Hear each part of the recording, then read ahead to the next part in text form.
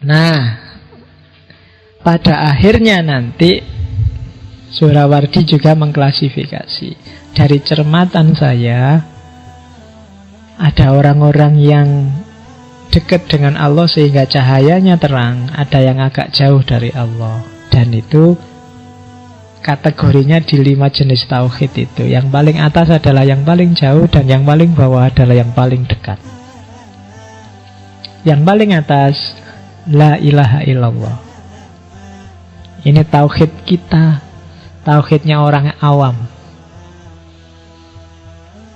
Ya, ini agak panjang. Kalau ada waktu saya ingin mengulang Ghazali untuk ngajari gimana caranya jadi orang awam yang benar. Karena di antara para sufi dan filosof yang mengorbankan puncak ekstasenya kemudian turun ke wilayah awam itu Ghazali. Itu yang bikin kita lebih sreg baca buku-bukunya Ghazali, lebih nyambung kalau baca kitab-kitabnya Ghazali. Karena Ghazali sendiri berusaha untuk nulis sesuai logikanya orang awam. Dan kalau Ghazali punya teori sendiri gimana caranya jadi orang awam yang baik. Oh, itu tidak gampang ya.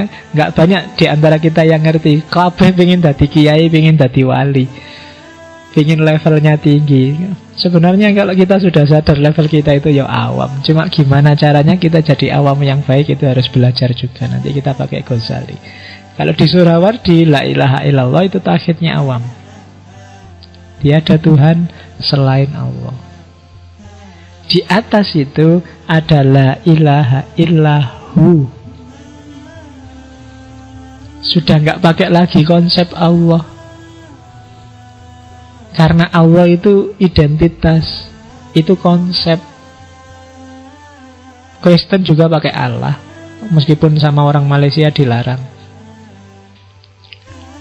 Banyak agama juga pakai istilah yang deket-deket sama istilah Allah. Pakai ilah, pakai Yahweh, pakai sebenarnya secara bahasa deket. Ketika masih pakai Allah itu berarti masih konseptual, masih sangat jauh.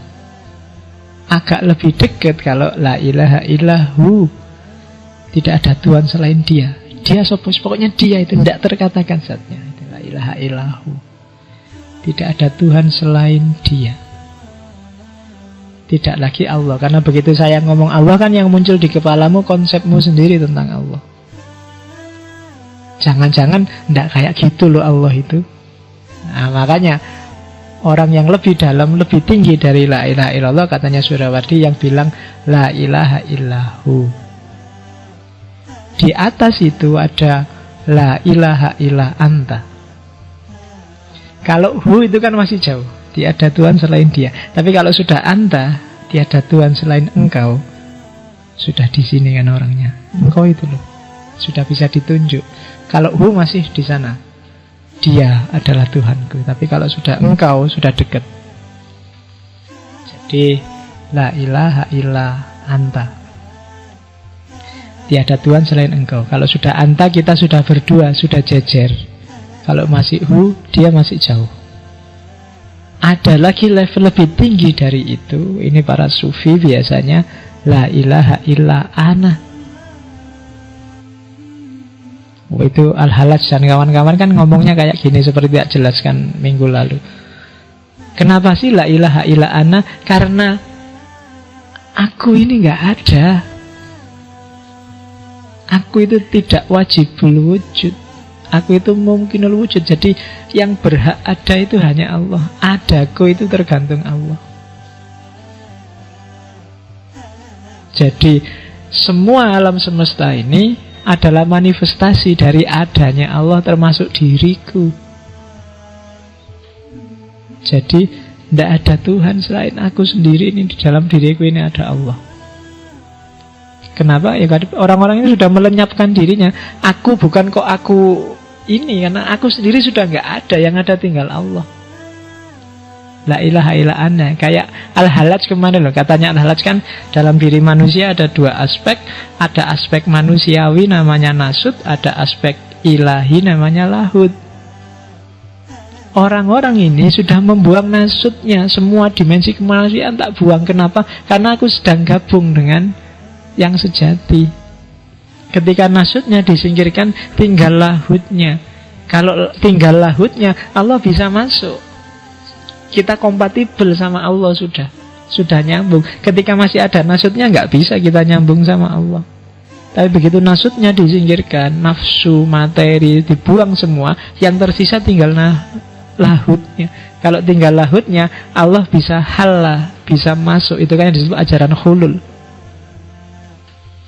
Allah bisa masuk dalam diri kita. Masuk dalam diri kita, itu sebenarnya cuma istilah, karena kitanya sendiri sudah nggak ada. Itu kayak setetes air yang dibuang ke lautan. Air gabung, laut gabung sama setetes air, ya otomatis jangan dicari lagi setetes air itu, dia sudah hilang. Yang ada tinggal lautannya. La ilaha illa hana. Cuma yang ini kalau kedengaran ahli fikih, nah kamu bisa dituduh murtad, dituduh kafir. Dan itu yang terjadi pada para sufi. Ya kalau Al-Halaj kan nanti punya murid Siti Jenar ya nasibnya sama kayak gurunya di Indonesia, dihukum mati. Tapi di atas la ilaha illa ana adalah tidak ngomong apa-apa. Sudah habis, sudah hilang semua, sudah. Tidak ada engkau, tidak ada aku, tidak ada dia, selesai.